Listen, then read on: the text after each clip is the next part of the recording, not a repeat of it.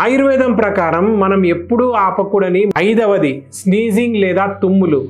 చాలామంది ఇంట్లో నుండి బయటకు వెళ్ళేటప్పుడు తుమ్మితే అరిష్టమని భావిస్తూ ఉంటారు.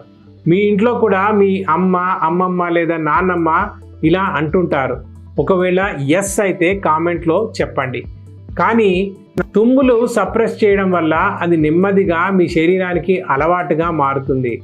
దీనివల్ల శరీరంలో ఇంబ్యాలెన్స్ ఏర్పడుతుంది.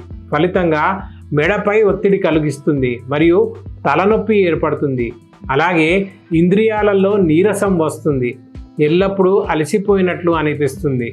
ఆయుర్వేదం ప్రకారం ఇది మన ముఖం యొక్క ఓజస్సు తగ్గిస్తుంది. అందువల్ల తుమ్ములను ఎప్పుడు కూడా మీరు సప్రెస్ చేయకండి.